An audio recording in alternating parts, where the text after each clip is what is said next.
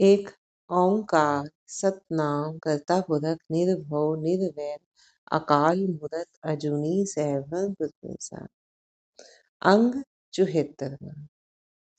ये हम कर रहे हैं सिराग महला पंचमा। गुरु अर्जन देव जी की इस रचना के हमने 11 पद कर लिए थे। 12वें पद से अब हम आगे चलते हैं। सब सृष्ट सेवे दिन रात जियो, दे कन्न सुनहे अरदास जियो। हे प्रभु, सारी सृष्टि दिन रात तेरी ही सेवा भक्ति करती है और तू बड़े ध्यान से सबकी प्रार्थनाओं को सुनता है। ठोक बजाए सब डिठिया, तुस आपे लयन छड़ाए जियो। मैंने सबको ठोक बजा कर देख लिया। किन सबको? जिन संसारिक आसरों को मैं अपना समझता था, उन सबको ठोक बजाकर मैंने देख लिया है, मीन्स परख कर देख लिया है। परंतु कोई कुछ नहीं कर सकता। केवल तू ही प्रसन्न होकर, गुरु महाराज कह रहे हैं ना, तुस आपे लयन छड़ाए रियो। तुस मीन्स प्रसन्न होना। केवल तू ही प्रसन्न होकर सबको आवागमन से छुड़ा लेता है। आवागमन कौन सा? इस संसार में आवागमन, इस संसार से आना और जाना, बार बार जन्म होना और बार बार मृत्यु होना। इस आवागमन से प्रभु हमें फिर छुड़ा लेता है। हुण हुक्म हुआ मेहरबान दा, वह कोई न किसे रजानदा। अब उस मेहरबान परमात्मा का हुक्म हो गया है कि कोई भी किसी को दुख नहीं दे सकता। उन जीवों की अवस्था बताई जा रही है जो सच्चे गुरु की शरण में आ गए, जिन्होंने गुरु के उपदेशों को, गुरु के शब्दों का मनन किया है, विचारा है और उनको धारण किया है। गुरु के विचारों को धारण करके विकारों से छुटकारा पा लिया है और प्रभु को मन में बसा दिया है।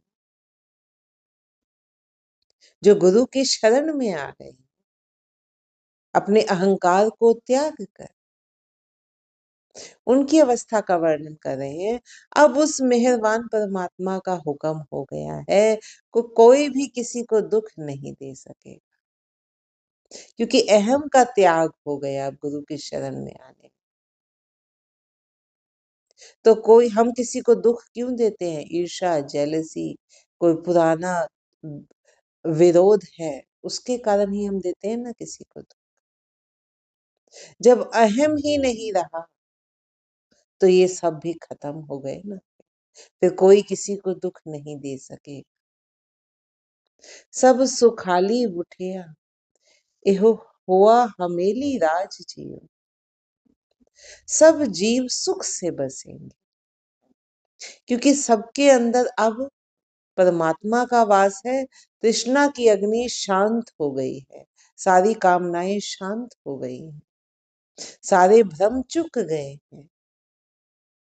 तो सब जीव सुख में बसेंगे, क्योंकि उसके हुक्म के अंतर्गत ही अब विनम्रता का शासन हो गया है।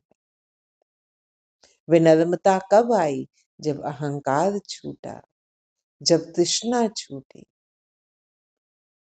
विनम्रता आ गई कि जो कुछ करने कराने वाला है वो परमात्मा है, मैं कुछ भी नहीं हूं।